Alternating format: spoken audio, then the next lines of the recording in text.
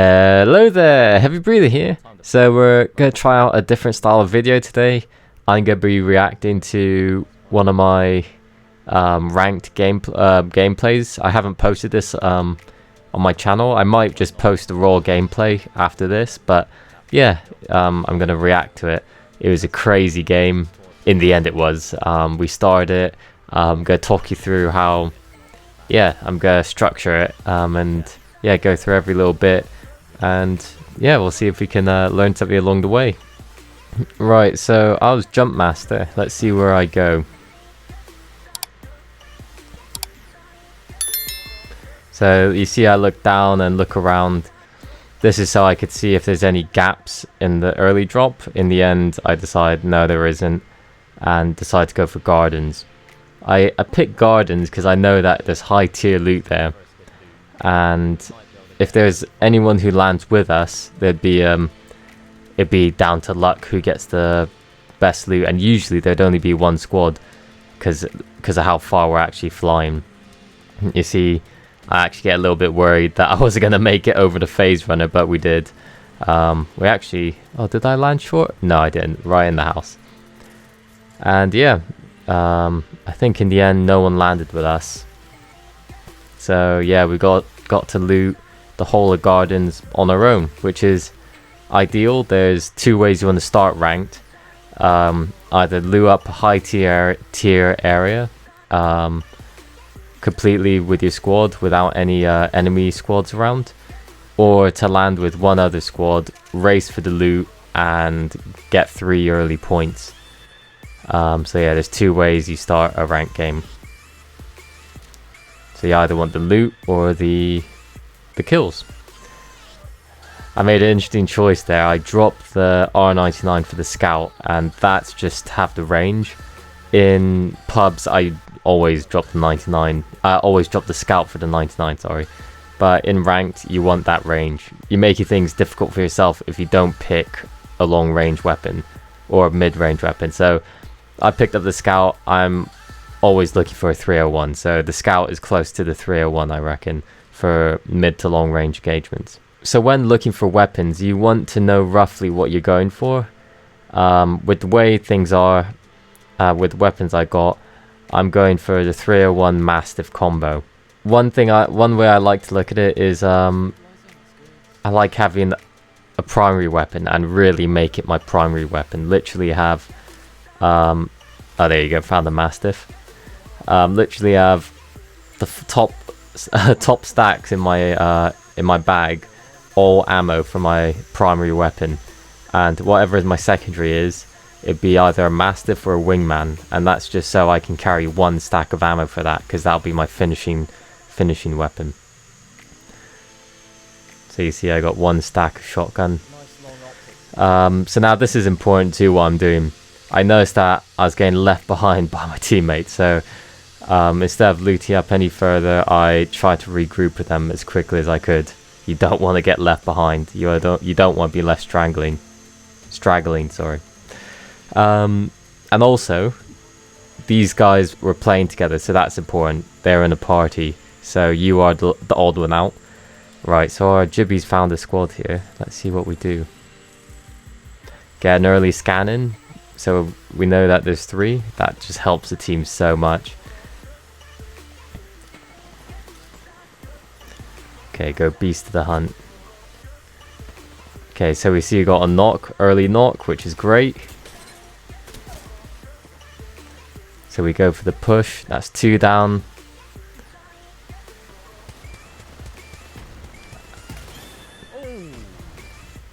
And the whole squad down. And now that was the perfect push. Notice none of us took any damage. That was a ridiculous push. They had no chance.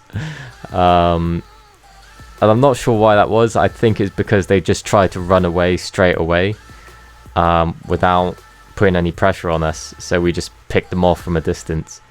So yeah, that was a pretty clean squad wipe. Got an assist from the early scan. Playing Bloodhound, you always want to be scanning pretty much on cooldown.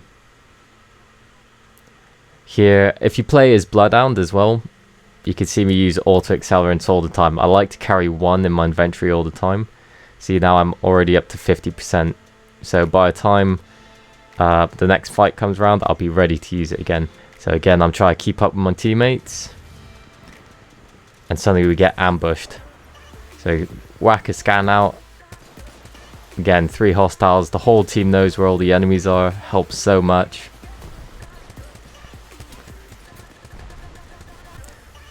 So I notice one's flesh.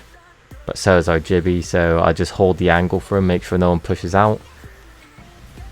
And what they've done is really silly. They've boxed themselves into this little building. So there, the scan to confirm it. Got a caustic. And now we just gotta be careful because this is just a bottleneck. Managed down with my thermite, which was great. It was actually quite lucky. This is another tip when playing Bloodhound. Look, I go for the Phoenix, but then my scan comes on cooldown. So I scan, help my team, and if they knock someone, I'll get the points for that. So yeah, just try to get that scan out as quickly as possible.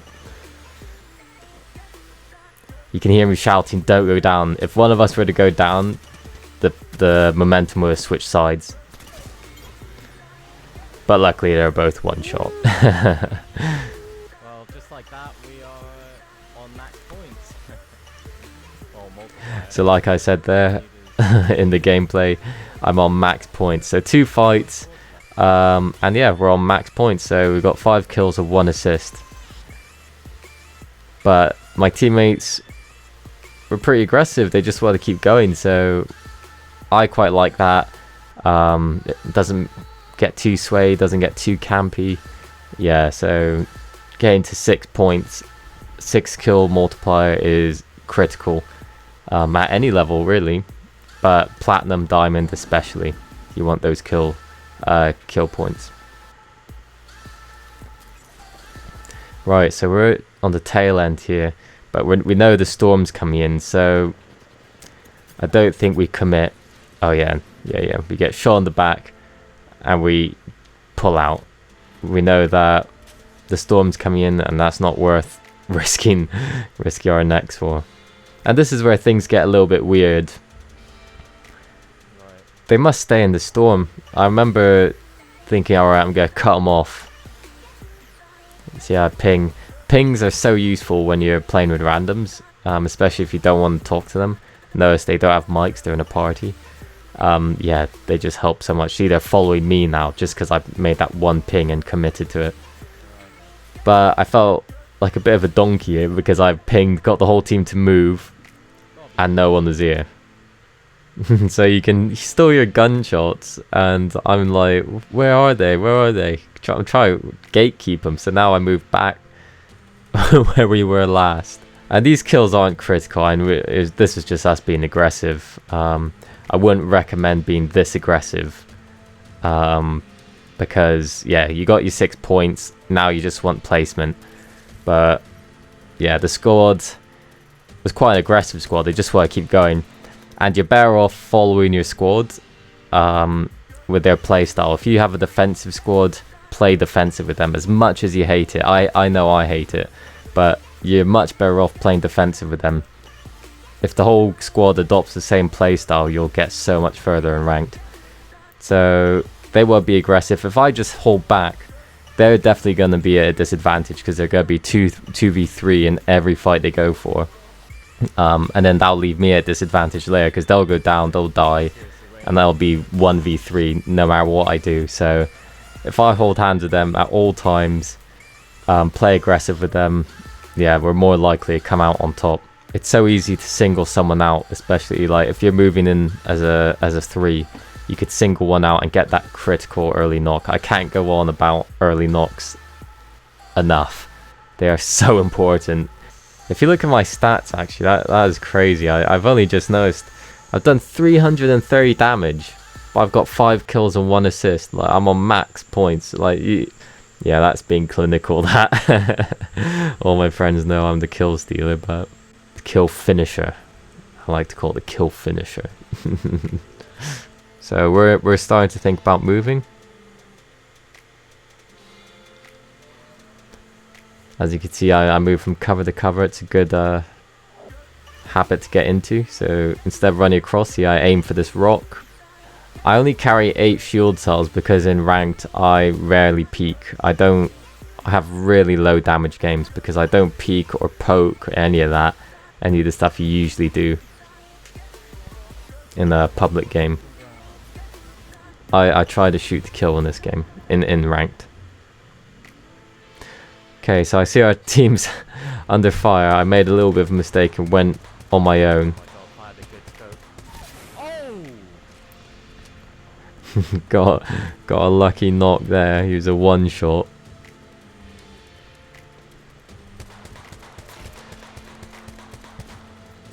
Another one who's flesh.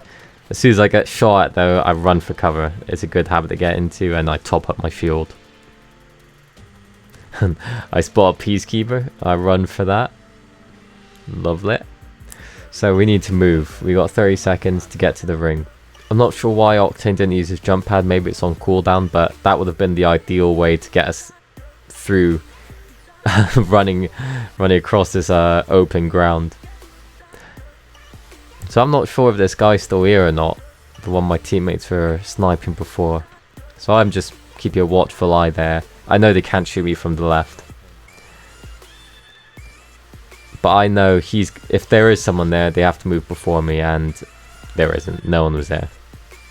So we run across the open ground. Surprisingly, they let us just do it. No one fired upon us. They just they just started camping. So we just took the high ground off them. This is why you need a movement legend in your squad.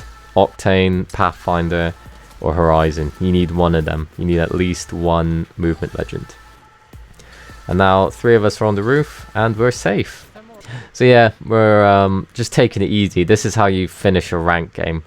You get the best position you can. So I think we have the best position. We got the high ground in the final ring. We're above another squad. We got Octane and Jibby, and we're good. We're in a good spot.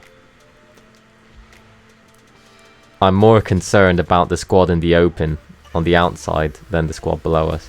And this is something I didn't realize until this game. In the final ring, they destroy your heat shields instantly. So if you see when the ring comes in, it actually destroys the heat shield in front of us. Boom, instantly destroyed. I think I'd try throw one down as well, don't I? There's another one down. Boom, destroyed. So the heat shields don't work in the final ring. Beast of the Hunt, get that extra speed boost. Get that scan out. If I had no kills or assists, that scan could get me those kills and assists. So I commit for this push because I know this Bangalore's isolated. She's by herself. Luckily get the knock. I luckily got the knock on her. Look at my health. Unfortunately, Jibby goes down. I'm not sure what happened. He flew out of nowhere. Peacekeeper is a beast. And this guy goes for a suicide push. Absolute suicide. Yes! And managed to wrap up the game like that. What a finish! Oh my god. That knock on the... I was chuffed with that game. It was a crazy rank game. Like, I'd be pleased with that if it were a pub game. I had the least damage, but the most kills and the most assists. The assists were through Bloodhound, mostly. But, yeah, I was pretty clinical with my shooting there. So, yes, that's the end of the gameplay. I really hope you enjoyed. Let me know in the comments what you think of this style of video. Should I do more of them? Should I just throw this idea away? Maybe it's a bit boring, a bit slow. Yeah, let me know what you think. I'm sorry for the really slow uploads. I've got a new job and a new schedule, and I'm trying to adapt to it. So this week is a bit of a transition week, but yeah, trying to sort that out. Let me know if you have any video ideas in the comments. I'll try and do them. I wanted to include my face in this and do like a facial reaction, but my OBS and my laptop isn't fast enough for that, and it just kept lagging out. So I'm just doing a voice recording while reacting to the video. So yes, yeah, thank you for watching. I hope you learned something about ranked. Sometimes it's best to watch and learn. Now I'm sort of just going on and on. I need to shut up. So thank you so much for watching. I hope you enjoyed.